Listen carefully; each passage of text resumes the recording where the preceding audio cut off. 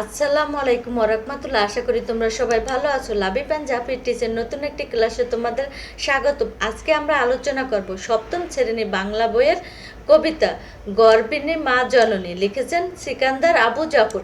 আগে আমরা কবিতাটি পড়ব, তারপর কবিতাটি সৃজনশীলের উত্তর বা সমাধানটি করব। ওরে আমার মা জননী, জন্মেছি বাংলারে, তোর মতো আর পুণ্যবতী ভাগ্যবতী বল মাকে রে। কার চোখে মা নদীর কাজল, সবুজ তিনের আঁচল বুকে, কার পায়ে মা ধুলের নুপুর, সন্ধ্যা দুপুর বেজায় চলে। রোজ ভোরে কে শিশির খোপায় বকুল জুথি গন্ধ মাখে, কার দুপুরে তন্দা ভেজে ক্লান্ত গুগুর বিশাল জলে। কামার কুমার জেলে চাষি, বাউল মাঝি ঘর উদাসী, কার ছেলেরা নিত্য হাজার মরণ মারের দণ্ড গণে, ছেলের বুকে খুন ছোপানো কোন জননীর আঁচল কোণে, দুর্ভাগিনী কার মেয়েরা কান্না ফুলের নকশি বনে। সেই মাকে আজ যার হাজার হাজার মার নাম ডাক পাগল ছেলে, মায়ের নামে ঝাঁপিয়ে পড়ে ভয়ঙ্কর দুর্বিপাকে। কার ছেলে মা উপড়ে ফেলে বুলেট ফাঁসির শাসন কারা, দুঃখে দুপে সুখ পুরিয়ে কার ছেলে মা উজাল রাখে। তুই তো সে মা, ও মা তুই তো সেই গর্বিণী, রক্ত ধোয়ার সরজননী, যোগ্য চেতনার বিচিত্র ভূমি, নিত্যভূমির বাঙালির। চলো আগে আমরা শব্দটি পড়ি। পুণ্যবতী, তো পূর্ণ বা ভালো কাজ করে এমন নারী। সারজনী মানে সরজ মানের পদ্মা বা সরজিত স্ত্রীবাচক রূপের সরোজিনী। মরণ মারেন দণ্ড অথবা মরণের আঘাত থেকে প্রাপ্ত শাস্তি। সোপানো, সোপ মানে সাপ বা রং। পাগল ছেলে, বাংলা মুক্তিগামী বিদ্রোহী ও তরুণ যুবকের পাগল ছেলে। ভয়ঙ্কর দুর্বিপাকে, ভীতিকর দুর্যোগ ও দুর্ঘটনা। শাসন কারা, পাকিস্তানি সুশাসন। উজ্জ্বল মানে উজ্জ্বল শব্দটি কোমর রূপ। যুগ চেতনার চিত্তভূমি, নিত্যভূমির বাঙালরে। যুগের আকাঙ্ক্ষার ধারণ করা চিরন্তন দেশমাতৃক বাংলাদেশ।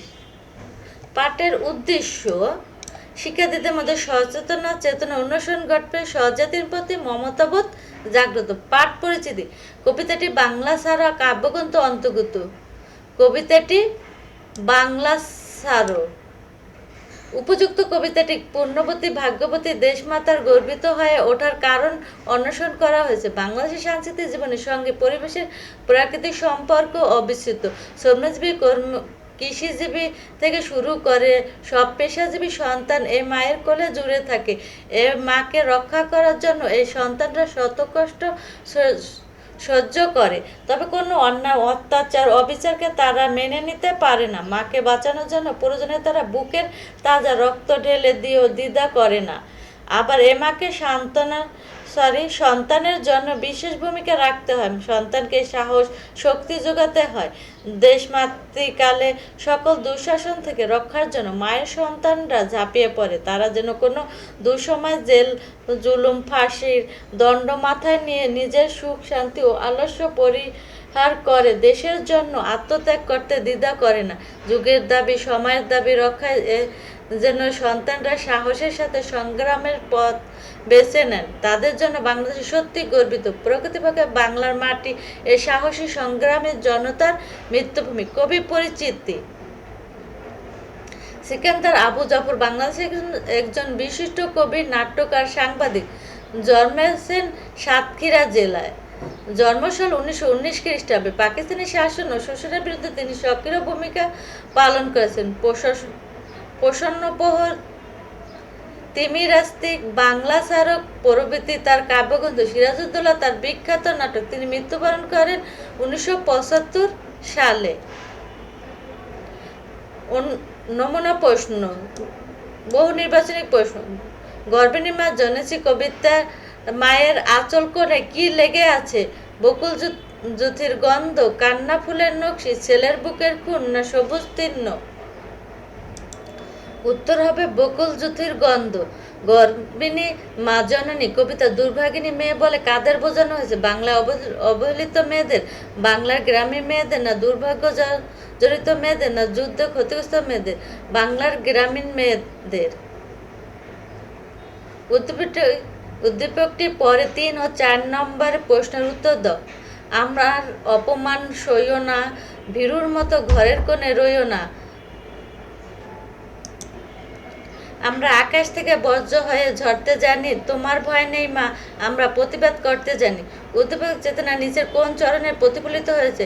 কার ছেলের নিত্য হাজার মরণ মায়ের দণ্ড শোনে, ছেলের বুকে খুন সোপানো কোন জননীর আঁচল কোণে, মায়ের নামে ঝাঁপিয়ে পড়ে ভয়ঙ্কর দুর্বিপাকে, সুখ দুঃখে ধূপে সুখ পুড়িয়ে কার ছেলে মুখ উজ্জ্বল রাখে? উত্তর হবে মায়ের নামে ঝাঁপিয়ে পড়ে ভয়ঙ্কর দুর্বিপাকে। উক্ত চেতনা হলো স্বদেশ চেতনা, প্রতিবাদী চেতনা, প্রকৃতি চেতনা। উত্তর হবে 1 আর 2, ক উত্তর হবে। সৃজনশীল প্রশ্নর, চলো আমরা আগে সৃজনশীলটি পড়ি। মা দিবসের রত্নগর্ভ স্বীকৃতি মায়ের পুরস্কার বিতরণ অনুষ্ঠান সাহেদা বেগমের বড় ছেলে সাজিদ অনুভূতি ব্যক্ত করতে গিয়ে বলেন, আমাদের মা পৃথিবীর শ্রেষ্ঠ মা। আমরা পিঠাপিঠি 5 ভাই বোন যখন খুব ছোট তখন বাবাকে হারালাম, মাকে কখনো ভেঙে পড়তে দেখিনি। দুঃখ, দারিদ্র্য, অভাব আমাদের নিত্য সঙ্গী ছিল। মা সব সময় আমাদেরকে খুশি রেখে পড়াশোনা শিখিয়ে মানুষের হিসাবে গড়ে তুলেছেন। তোমাকে শত সালাম মা, তোমার মুখের হাসির জন্য আমরা যে কোনো ত্যাগ স্বীকার করতে প্রস্তুত। চলো আমরা প্রশ্নগুলোর উত্তরগুলো জেনে আসি। গর্ভিণী মা জননী কবিতা সন্ধ্যা দুপুরে মার পায়ে কি বাজে? উত্তর, গর্ভিণী মা জননী কবিতা সন্ধ্যা দুপুরে মায়ের পায়ে নুপুর বাজে। খ, রক্তের ধোয়া সরোজিনী বলতে কি বোঝানো হয়েছে? উত্তর, রক্ত ধোয়া সরোজিনী বলতে বাংলা ভাষা আন্দোলন ও মুক্তিযুদ্ধের প্রেক্ষাপটে রক্তস্নান বাংলার মা ও মাতৃভূমিকে বোঝানো হয়েছে। সরোজিনী শব্দের অর্থ হলো পদ্ম ফুল। বাংলার সন্তানেরা যখন ভাষার অধিকার রক্ষা এবং স্বাধীনতার জন্য নিজের বুকে রক্ত রাজপথে ঢেলে দিয়েছেন, তখন সেই ত্যাগের মহিমা এদেশের মাটি ও জননীর রক্তস্নান হয়েছে। গ, সাজিদের বক্তব্যে গর্ভিণী মা জননী কবিতা যে বিশেষ দিকটি ফুটে উঠেছে তা ব্যাখ্যা করো। উত্তর, সাজিদের বক্তব্যে গর্ভিণী মা জননী কবিতা মায়ের অসামান্য ত্যাগ এবং শত কষ্টের মধ্যে সন্তানদের আগলে রাখা মমতাবোধের দিকটি ফুটে উঠেছে। উদ্দীপকের সাজিদ জানিয়েছে তার মা অত্যন্ত অভাব অনটনের মাঝে সন্তানদের পড়ালেখা শিখেছেন, মানুষ করেছেন। কোনো দুঃখ বা দারিদ্র্য তাকে দমাতে পারেনি। সন্তানদের হাসি দেখার জন্য তিনি যে কোনো ত্যাগ স্বীকার করতে প্রস্তুত। কবিতাতেও আমরা দেখি বাংলার মা জননী শত প্রতিকূলতা আর দারিদ্র্যের মাঝেও সন্তানকে মানুষ করতে অবিচল থাকেন। মায়ের এই সহনশীলতা, ধৈর্য এবং সন্তানদের প্রতি অগাধ ভালোবাসার যে চিরন্তন চিত্র সাজিদের কথায় ফুটেছে তা গর্ভিণী মা জননী কবিতার মূল উপজীব্য। খ, প্রেক্ষাপটে ভিন্ন হলেও উদ্দীপক ও গর্ভিণী মা জননী কবিতা বক্তব্য একই ধারায় প্রবাহিত। মন্তব্যটি বিশ্লেষণ করো। উত্তর, উদ্দীপক ও গর্ভিণী মা জননী কবিতা প্রেক্ষাপট আলাদা হলেও উভয় মূল বক্তব্য মায়ের অসীম ধৈর্য, ত্যাগ ও সন্তানদের প্রতি নিঃস্বার্থ ভালোবাসার একই ধারায় প্রবাহিত।